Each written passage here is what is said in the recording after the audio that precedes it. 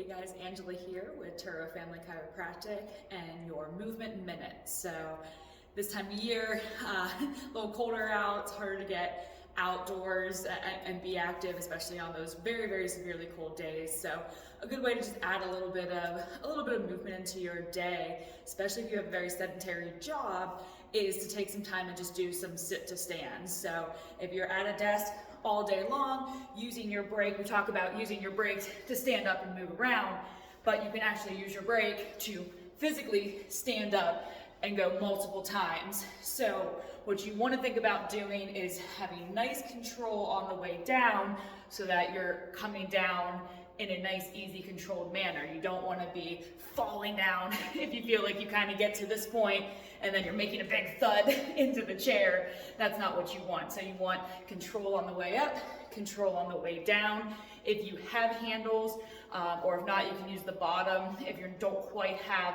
the strength to get up without feeling like you're really rocking yourself, that means you don't have the strength in the legs yet. You can just give yourself a little bit of a boost to get yourself thinking about trying to go straight up and straight down. So that's a good way to kind of work some squats into your day if you're not quite to the point that you can do those squats. If that starts to get too easy, you can work on doing one leg sit to stand. So same idea, starting in that chair, but instead of using both legs, you're gonna push off from one leg as you come up, and then same thing, back down, trying to be nice and controlled all the way down.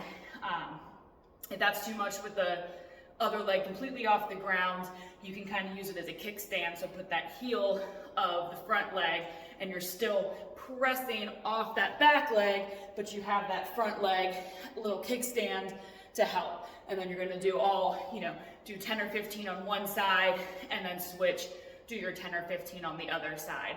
So working that sit to stand motion is so important for balance, for lower body strength, especially as we age, but it's really important to work it before it gets to be a problem. So, if you're watching this going, oh, I can get in and out of a chair easily, perfect. Make sure that it stays that way as you age. And if you're watching this thinking, oh, you know what, getting in and out of a chair 10 times in a row is a little challenging, great, then start with as many as you can, do 2 or 3, work your way up to 5 or 6, work your way up to being able to do 10 or 15, and over time, you're really gonna get that strength back, you're gonna help that balance, and by working one side and the other separately, you're gonna make sure that you're using those legs equally, because sometimes what happens if we have weakness on one side and we go to sit down, we're gonna naturally shift to the side that's stronger to protect the side that's weaker.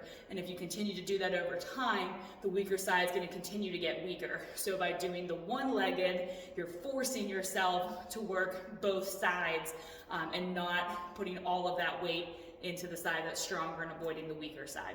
So there's your movement minute. Sit to stand, easy to do at the office, really anywhere. Do it home, do it at the office. I would recommend starting out with a nice solid chair as opposed to doing it on a couch. That's gonna be a lot harder. But as a chair feels easier, you can challenge yourself with a lower chair, a lower box, or something like a couch that's gonna be an uneven surface. So there you go, get up, get moving. We'll see you guys next time.